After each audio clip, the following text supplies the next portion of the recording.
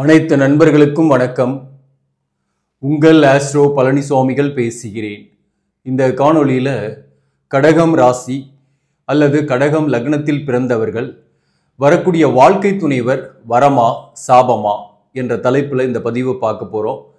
இந்த கடகம் என்பது காலபுருஷ தத்துவத்தின் 4ஆம் பாவகம். இந்த வீட்டின் அதிபதி சந்திரன். இப்போ கடகம் ராசியில் பிறந்தவங்களுக்கு வரக்கூடிய வாழ்க்கை துணைவரை பொறுத்தவரையிலும் வரம் அப்படின்னு தான் சொல்ல முடியும். ஏன்னா இந்த ராசி இந்த லக்னத்துக்கு 7ஆம் அதிபதி சனி. இந்த சனியை பொறுத்தவரையிலும் 7ஆம் பாவகத்தில் இருக்குன்னா ஒருத்தரோட ஜாதகத்தில் திக் பலம். அப்போ என்ன மீனிங்னாக வாழ்க்கை துணைவரால் ஆதாயம் கிடைக்கும், வாழ்க்கை துணைவரால் சொத்துக்கள் கிடைக்கும், கல்யாணத்துக்கு பிறகு வாழ்க்கை மேம்படும். அந்த வகையில் பெரும்பாலானோருக்கு, எல்லாருக்கும் கிடையாது, பெரும்பாலானோருக்கு வரக்கூடிய வாழ்க்கை துணைவர் வரம் என்பது என்னுடைய கருத்து. அதே போல உங்களுடைய கருத்தை கமெண்ட்ல சொல்லுங்க, வரமா சாபமா அப்படின்ட்டு. இப்போ பொதுவாகவே கடகம் ராசி கடகம் லக்னத்தில் பிறந்தவங்களுக்கு வாழ்க்கை துணைவரை பொறுத்தவரையிலும் ஏதோ ஒரு வகையில சற்று பிரிந்து இருப்பார். அவங்களோடய சேர்ந்து வாழணும்னு நினைச்சா கூட சற்று பிரிந்து இருக்கக்கூடிய சூழ்நிலை ஏற்படும். அது ஒண்ணுதான் இந்த கடகம் ராசி அல்லது கடகம் லக்னத்தில் பிறந்தவங்களுக்கு இருக்கக்கூடிய பெரிய மைனஸ் பாயிண்ட். அதாவது எந்த தோஷமும் இல்லை, நல்ல பொருத்தம் இருக்கு, கல்யாணம் ஆயிருக்கு, ஆனாலும் வேலை விஷயமா பிரிந்திருக்கக்கூடிய சூழ்நிலை அல்லது ஒரு சில காரணங்களால சற்று பிரிந்திருக்கக்கூடிய சூழ்நிலை கணவன் மனைவிக்குள் ஏற்படுது. அந்த நேரத்தில் சில கஷ்டங்கள் இருக்கும். அந்த நேரத்தில் போய் கேட்டாக்க வாழ்க்கை துணைவர் வரமா சாபமா அப்படின்னு கேட்டாக்க பொதுவாக என்ன சொல்லுவாங்க, சாபம் தான் சொல்லுவாங்க. பொதுவாக கடகம் ராசின்னு இல்லை, எந்த ராசிக்காரங்கிட்ட போய் கேட்டாலையும் கல்யாணம் ஆகி அதுக்கப்புறம் அந்த ஈர்ப்பு குறைஞ்சு போயிடுது. அப்போ வாழ்க்கை துணைவர் வரமா சாபமான்னு கேட்டாக்க வாழ்க்கை துணைவர் சாபம் அப்படின்னு தான் ஒரு 70% சொல்லுவாங்க, 30% வந்து வரம்னு சொல்லுவாங்க. இப்போ நானும் அந்த வகையில தான் சொல்றேன். உங்களுடைய கருத்தை சொல்லுங்க. இவர்களுக்கு வரக்கூடிய வாழ்க்கை துணைவர் படித்தவராக இருப்பாரு. அதே போல வாழ்க்கை துணைவரால் ஆதாயங்கள் உண்டு, வாழ்க்கை துணைவரால் நேசிக்கக்கூடியவராகவும் இருப்பாரு. வாழ்க்கை துணைவர் வந்த பின்னாடி குடும்பம் விருத்தியாகும். அதே போல பிள்ளைகள் பிறந்த பின்னாடி இன்னும் டெவலப் ஆகும். பொதுவாகவே கடகம் ராசியில பிறந்தவங்க ஒரு ஆக்சிலேஷன் மைண்டும் இருக்கும், குழப்பங்கள் நிறையவும் இருக்கும். அதே சமயத்துல கடகம் ராசியில பிறந்தவங்க எல்லாரையும் அரவணைச்சு போகணும்னு நினைக்கக்கூடியவர்கள், வெளிப்படையா எதையும் பேசிடுவாங்க. அதாவது ஆயில்ய நட்சத்திரம் இங்க இருக்கு, அதே போல பூசம் நட்சத்திரம் இங்க இருக்கு, புனர்பூசம் நட்சத்திரம் 4ஆம் பாதம் மட்டும் இங்க இருக்கும். இந்த வகையில பார்க்கும்போது மற்றவங்களுக்கு உதவக்கூடியவர்களாகவும் இருப்பாங்க. ஆனா எதுலையும் ஒரு அளவோடு தான் செய்வாங்க. உதவுனாக்க தனக்கு மிஞ்சியதுதான் தான தர்மம்ன்ற கொள்கையில இருப்பாங்க. அந்த வகையில வந்து உதவுறதும் சரி, மற்றவர்களுக்கு ஒரு கைடன்ஸ் கொடுக்கறதும் ஒரு குறிப்பிட்ட அளவுக்கு யாருக்கு செய்யணுமோ அவங்களுக்கு செய்வாங்க. கடகம் ராசியில பிறந்தவங்களை பொறுத்தவரையிலும் நல்ல ஒரு தோற்றப்பொழிவு இவங்க கிட்டமே இருக்கும். நிறைய டிராவல் பண்ணுவாங்க, அலைச்சலோடு பணிபுரியக்கூடிய பணியில மேக்சிமம் இருப்பாங்க. விவசாயம், நீர் சம்பந்தமான தொழில், என்ஜினியரிங் சார்ந்த தொழில், அரசு பணி, மேலும் உணவு சார்ந்த துறை, இந்த துறைகளில் இவங்க நல்ல ஒரு சைன் ஆகக்கூடியவர்களாகவே இருக்கிறாங்க. கொஞ்சம் லேட்டா மேரேஜ் ஆகும் இவங்களுக்கு. லேட்டா மேரேஜ் ஆனால் இவங்களுக்கு மேக்சிமம் ஒரு நல்ல ஒரு வாழ்க்கை துணைவரே அமைஞ்சிடுறாங்க. சில பேருக்கு காதல் திருமணம் கூட ஏற்பட்டுடும். கடக லக்னமாக இருக்கீங்க அல்லது கடகம் ராசி பூசம் நட்சத்திரமாக இருக்குன்னாக்க காதல் திருமணம் கூட ஏற்பட்டுடும், அல்லது கொஞ்சம் சீக்கிரமா கல்யாணம் கூட ஆயிடும். அந்த சீக்கிரமா கல்யாணம் ஆகுதுன்னா நம்ம ஜாதகத்துல தோஷம் இருக்குன்னு அர்த்தம். அது கலசர தோஷமாக இருக்குன்னாக்க கண்டிப்பாக காதல் திருமணமே ஏற்பட்டுடும், காதல் சக்சஸ் ஆயிடும். அதுக்கப்புறம் தான் அதோட தன்மையே நமக்கு புலப்படும். அதாவது கல்யாண வாழ்க்கையில தான் வந்து சரியான பொருத்தம் இருக்காது, கருத்து வேறுபாடோடு இருக்கக்கூடிய சூழ்நிலைகளை ஏற்படுத்தும். இப்போ அந்த கருத்து வேறுபாடு என்பது பிரியக்கூடிய நிலைமைக்கு போகுமான்னாக்க, இப்போ வாழ்க்கை துணைவருடைய ஜாதகத்திலையும் கலசர தோஷம் இருக்கு, இவருடைய ஜாதகத்திலையும் கலசர தோஷம் இருக்குன்னா அது 2 பேரும் பிரியக்கூடிய சூழ்நிலையை ஏற்படுத்தும். பிரிந்துட்டு அதுக்கப்புறம் 2ஆம் தாரன்ற லெவலுக்கு போகக்கூடிய சூழ்நிலையை ஏற்படுத்தும். சப்போஸ் ஒருத்தருக்கு தான் கலசர தோஷம் இருக்கு, ஒருத்தருக்கு இல்லை, வாழ்க்கை துணைவருடைய ஜாதகத்துல கலசர தோஷம் இல்லைனாக ஒரு தற்காலிக பிரிவாவது ஏற்படும். அந்த தற்காலிக பிரிவு என்பது எந்த மாதிரி காலகட்டத்தில் ஏற்படும்னா, கண்டகச்சனி நடக்கும்போது, அஷ்டமத்தி சனி நடக்கும்போது. கடந்த காலங்களில் கடகம் ராசிக்கு வாழ்க்கை துணைவரை விட்டு நிறைய பேர் பிரிந்திருப்பீங்க. சில உறவுகளும் சில பேருக்கு ஏற்பட்டிருக்கும். அந்த உறவு என்பது உங்களை விட்டு விலகி போயிருக்கும். அதே போல கல்யாணம் ஆயிட்டு உடனே பிரிந்தவர்களும் சில பேர் இருப்பாங்க. அந்த அஷ்டமத்து சனி காலகட்டத்தில், கண்டகச்சனி காலகட்டத்தில் சொல்றேன். மேக்சிமம் இந்த கண்டகச்சனி காலகட்டத்தில் கல்யாணம் ஆயிடும்.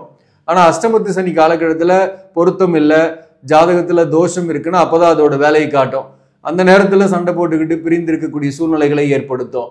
அது ஒருத்தருக்கு தான் இருக்கு, ஒருத்தருக்கு தோஷம் இல்லை, நல்லா இருக்கு, பிரச்சனை இல்லை, தசாபுக்தி ஒருத்தருக்கு நல்லாவே நடக்குதுன்னாக ஒரு தற்காலிக பிரிவு அந்த அஷ்டமத்து சனி காலகட்டம் முடியும் வரை அல்லது அந்த கிரகத்தோட தசாபுக்தி நடக்கும் வரை பிரிந்திருந்து அதற்கப்புறம் மீண்டும் சேர்ந்து விடக்கூடிய சூழ்நிலை ஏற்படுத்தும். அதே 2 பேருக்குமே தோஷம் இருக்கு, பொருத்தமும் சரியில்லை அப்படின்னாக்க அந்த அஷ்டமத்து சனி காலகட்டத்தில் பிரிந்து மறுமணத்தை நோக்கி வாழ்க்கை நகரும். அதே போல சில பேருக்குலாம் இந்த கடகம் ராசி பூசம் நட்சத்திரம் மற்றும் ஆயில்யம் நட்சத்திரம் புனர்பூசம் நட்சத்திரத்தில் பிறந்தவங்களுக்குமே பார்த்தீங்கன்னாக்க இந்த நட்சத்திரத்தில் பிறந்தவர்களுக்கு காதலும் அதிகம், காமமும் அதிகம். இவர்களுக்கு பொறுத்தவரையிலும் காதல் ஏதோ ஒரு வகையில ஆஃப்டர் த மேரேஜுக்கு பின்னாடி கூட ஏற்படக்கூடிய வாய்ப்பு உண்டு. சில பேருக்கு அந்த வகையில கடந்த காலங்களில் சில உறவுகள், சில எதிர்ப்பாளினுடைய ரிலேஷன்ஷிப் கூட ஏற்பட்டிருக்கும். அந்த ரிலேஷன்ஷிப், அந்த உறவுகளால கூட சில மன அழுத்தங்களை சந்திச்சிருப்பீங்க, அல்லது உங்களை நேசிச்ச அந்த உறவு பிரிந்து போயிருப்பாங்க சில பேர். அந்த உறவு மீண்டும் வருமான்ற குழப்பங்களும் இந்த காலகட்டத்தில் இருந்துகிட்டு இருக்கும். அந்த உறவு என்பது நீடிக்குமா அல்லது கட்டாயிடுமா அப்படின்றதெல்லாம் அவங்களுடைய சுய ஜாதகத்தில் இருக்கக்கூடிய கிரக அமைப்புகள் மற்றும் நடக்கக்கூடிய தசாபுக்தியில வைத்துதான் முடிவு செய்ய முடியும். இப்போ ஜென்ரலா பார்க்கும்போது இந்த மாதிரி உறவுகள் வருதுன்னாவே அவங்களுடைய ஜாதகத்துல தோஷங்கள் இருக்குன்னு அர்த்தம். அது எல்லாருக்கும் வருதுன்னு சொல்ல முடியாது. வரக்கூடியவர்களுக்கு பார்த்தீங்கன்னாக்க அவங்க ஜாதகத்துல கலசர தோஷம் இருக்கு, அல்லது தார தோஷம் இருக்கு, அல்லது ஏதோ ஒரு வகையில 7ஆம் பாவகம் பாதிக்கப்பட்டு இருக்கு அப்படின்னாக்க அப்படிப்பட்டவர்களுக்கு எதிர்பாலினர் உறவு ஆஃப்டர் த மேரேஜுக்கு பின்னாடி கூட ஏற்படுது. அந்த உறவால என்ன ஆகுது, உறவால குடும்ப வாழ்க்கையிலும் சில குழப்பங்கள், சில பிரச்சனைகளை ஏற்படுத்துது. சப்போஸ் வாழ்க்கை துணைவருக்கு தோஷங்கள்லாம் இல்லை அப்படின்னாக்க அந்த உறவு என்பது ஒரு பக்கம் இருந்தாலும் ஒரு சர்டன் பீரியட்ல கட் ஆயிடும். ஆனா இவருக்குமே அந்த தோஷம் இருக்கு, வாழ்க்கை துணைவருக்குன்னாக அந்த உறவு நீடித்து பிரிந்து இந்த உறவு, அதாவது குடும்ப வாழ்க்கை பிரிந்து மறுதாரம் ஏற்படக்கூடிய வாழ்க்கையை ஏற்படுத்திடும். ஸோ அந்த உறவு ஏற்படுது அப்படின்னாக்கவே உங்க ஜாதகத்தில் ஏதோ ஒரு வகையில தோஷம் இருக்குன்னு அர்த்தம். ஸோ இதை யாருக்கு அந்த உறவு ஏற்படுதோ, எதிர்பாலினர் உறவு ஆஃப்டர் த மேரேஜுக்கு பின்னாடி ஏற்படுதோ அவர்களுக்கு மட்டும்தான் நான் சொல்றேன். இப்போ சில பேர்லாம் கல்யாணம் ஆன பின்னாடியும் எந்த உறவும் இருக்காது, ஒருத்தருக்கு ஒரு தாரம் அப்படின்ற அந்த அடிப்படையில தான் கல்ச்சர்டா வாழ்வாங்க. அவங்களுக்கு பார்த்தீங்கன்னாக்க நல்ல பொருத்தம் இருக்கும், மேட் ஃபார் ஈச் அதர்ஸ் அந்த மாதிரி தான் இருக்கும். அந்த வகையில பொருத்தம் இருக்கும், தோஷங்கள் இல்லாமல் இருக்கும், நல்ல குடுப்பினையோடு பிறந்திருப்பாங்க. குடுப்பனை இல்லாமல் நாம பிறந்திருக்கோம்னா தான் இந்த மாதிரி குடும்ப வாழ்க்கையிலையும் பிரச்சனை, பிள்ளைகளாலையும் பிரச்சனை, இப்படி வாழ்க்கை நிம்மதி இல்லாமல் அலையிறது. அதாவது நம்ம என்ன சட்டியில் இருக்கோ அதுதான் அகப்பையில வரும்ன்ற மாதிரி நம்மளுடைய ஜாதகத்திலேயே தோஷங்கள் இருக்குன்னாக்க நம்ம என்னதான் வரன் பார்க்கும் போது எவ்வளவு எச்சரிக்கையா இருந்தா கூட ஏதோ ஒரு வகையில நம்ம கண்ணை கட்டி காட்டுல விட்ட மாதிரி, அந்த நேரத்துல கண் கட்டி விட்ட மாதிரி ஒரு சரியில்லாத வரனை கல்யாணம் பண்ணக்கூடிய சூழ்நிலையை ஏற்படுத்திட்டு அதுக்கப்புறம் கல்யாண வாழ்க்கைக்கு பிறகு பிரச்சனைகளை உருவாக்குது. ஸோ அந்த வகையில இறை வழிபாடு தான் இந்த பிரச்சனைக்கு தீர்வே. அது சிவபெருமானுடைய வழிபாடு. குறிப்பா இந்த கலியுகத்துல பிறந்தவங்க முக்காவாசி பேருக்கு பார்த்தீங்கன்னாக்க கர்மாக்கள், கெட்ட கர்மாக்கள் அதிகம். நல்ல கர்மாக்கள் உடையவர்களும் இருக்கிறாங்க. ஆனா பெரும்பாலானோருக்கு பிள்ளைகளாலும் சரி, வாழ்க்கை துணைவராலையும் மன வருத்தங்கள் நிறைய வருதுன்னாக்க தொழிலையும் சில பேருக்கு மன வருத்தம் நிறைய இருக்கும். இந்த வகையில தான் அவங்களுடைய கர்மாவே கழியும். வேலை, வாழ்க்கை துணைவர், பிள்ளைகளால தான் ஒருத்தருடைய கர்மா கழியக்கூடியது. அந்த வகையில இவங்களால அதிக மன வருத்தம் படுறாங்கன்னா அவங்களுக்கு நல்ல கர்மா இல்லை, கெட்ட கர்மாக்கள் அதிகம்னு அர்த்தம். அந்த கர்மாக்களை குறைக்கிறதுக்கு நம்ம சிவபெருமானுடைய வழிபாடு மட்டும்தான் ஆதாயமாக இருக்கும். அதற்கு நீங்க திருவண்ணாமலை கிரிவலம் போகலாம், மாசம் ஒரு முறை அல்லது வருஷம் ஒரு முறை கூட போகலாம். பௌர்ணமி நாட்கள்ல அண்ணாமலையாரை தரிசிச்சுட்டு கிரிவலம் போறது உங்களுடைய மன அமைதியும் கர்மாக்களை குறைக்கவும் செய்யும். அதே போல சிவபெருமான் லிங்கத்தை வழிபாடு செய்யறது, லிங்கம் ஒன்று வாங்கி வச்சு வீட்லேயே கூட அதற்கு சுத்தமான நீரால கழுவி அபிஷேகம் அலங்காரம் செய்து தினமும் வழிபாடு செய்து விட்டு நம்மளுடைய வேலையை செய்யும் போது ஆட்டோமேட்டிக்கா உங்களுக்கு நல்லது நடக்கும், மன அமைதி ஏற்படும். இந்த கெட்ட கர்மாக்கள் குறைந்து நமக்கு நல்ல வரன்கள் அமையிறது, நல்ல திருமண வாழ்க்கை மகிழ்ச்சியாக இருக்கிறது, நல்ல பிள்ளைகள் பிறக்கிறது, அவர்களால் மகிழ்ச்சி அடைகிறது, இதெல்லாமே ஏற்படும். இதுதான் இந்த பதிவோட முக்கியமான நோக்கம். அதாவது உங்க ஜாதகத்துல தோஷங்கள் இருக்குன்னாக்க நமக்கு வரக்கூடிய ஜாதக பொருத்தமும் பார்த்தீங்கன்னா ஏதோ ஒரு வகையில அந்த மாதிரியான தோஷங்கள் உடையவர்கள் வரக்கூடிய வாய்ப்புகள் உண்டு. அதனால குடும்ப வாழ்க்கை எதிர்காலத்துல பாதிக்கப்படக்கூடிய வாய்ப்புகள் உண்டு. அப்படிப்பட்டவர்கள் நீங்கள் உங்களுடைய கர்மாவை குறைப்பதற்கு இறை வழிபாடு, குறிப்பாக சிவபெருமானுடைய வழிபாடு மட்டுமே உங்களுடைய கர்மாக்களை குறைக்கும்.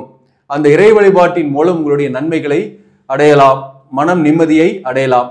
ஆக நண்பர்களே, இந்த பதிவு உங்களுக்கு பிடிச்சிருந்தாக லைக் பண்ணுங்க, இதை மற்றவர்களுக்கும் ஷேர் பண்ணுங்க. இன்னும் நம்ம சேனலை சப்ஸ்கிரைப் பண்ணாம பாக்குறவங்க சப்ஸ்கிரைப் பண்ணி கண்டினியூ பண்ணுங்க. இதன் மூலம் உங்களுக்கு ஒரு சரியான ஜோதிட தகவல்களும் ஆன்மீக தகவல்களும் கிடைக்கும். நன்றி, வணக்கம்.